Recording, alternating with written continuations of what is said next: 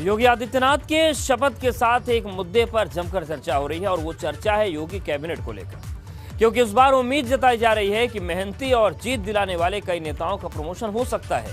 तो कई ऐसे चेहरे हैं जो योगी कैबिनेट में जगह पा सकते हैं, जिनको योगी सरकार के पहले कार्यकाल में नहीं मिली। लेकिन मुद्दे की बात यह है कि कौन से चेहरे हैं जिनके सिर सजेगा मंत्री पद का सेहरा।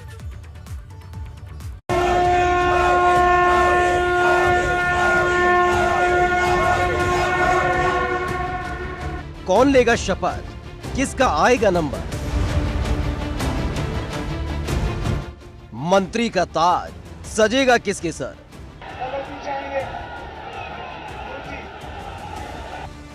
महाराज के मिस्टर मिनिस्टर।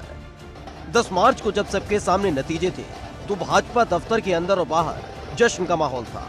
अबीर गुलाल उड़ाया जा रहा था और एक नायक के तौर पर जब मंच पर पहुंचे थे योगी आदित्यनाथ, तो जिंदाबाद के नारों के साथ उनका समर्थक कर रहे थे स्वागत।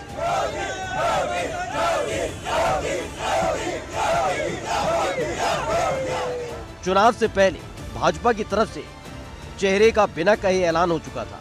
5 साल के लेखा जोखा के साथ लगातार योगी आदित्यनाथ जनता के बीच जा रहे थे और उसी आधार पर वोट मांग रहे थे।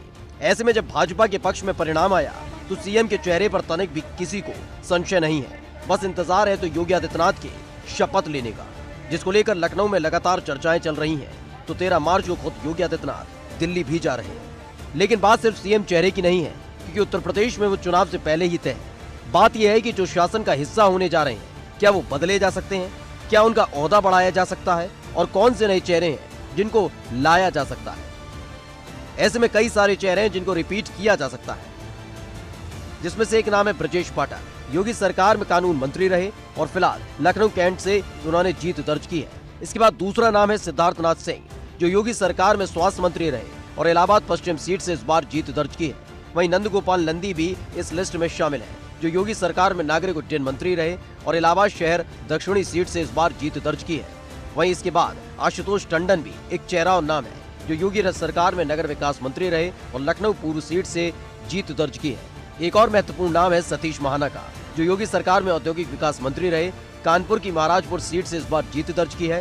8वीं बार सतीश महाना जीत कर विधायक बने हैं। वहीं श्रीकांत शर्मा का नाम भी तेजी से चल रहा है, जो योगी सरकार में ऊर्जा मंत्री रहे, योगी सरकार के प्रवक्ता। साथ ही इस बार मथुरा सीट से उन्होंने शानदार जीत दर्ज की है। ये वो नाम और चेहरे हैं जिन पर एक बार फिर से भरोसा जताया जा सकता है। इसके अलावा कई और नए चेहरों के योगी कैबिनेट में शामिल होने की संभावना है, जैसे कि संजय निषाद, जो निषाद पार्टी के अध्यक्ष हैं और 2022 के चुनाव में निषाद पार्टी ने 6 सीटें जीती हैं। इस बार चुनाव में 6 सीटें जीतने के बाद उम्मीद है कि संजय निषाद जल्दी योगी कैबिनेट में नजर आए। इसके अलावा बेबी रानी मौर्य भी हैं, जो उत्तराखंड की राज्यपाल रहीं, आगरा ग्रामीण सीट से जीत दर्ज की।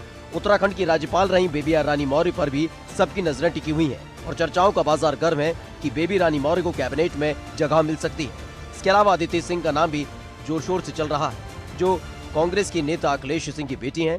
रायबरेली सदर से कांग्रेस की विधायक रहीं, कांग्रेस छोड़कर भाजपा में शामिल हुई और इस बार रायबरेली सदर सीट से एक बार फिर से भारतीय जनता पार्टी की टिकट पर जीत दर्ज की है।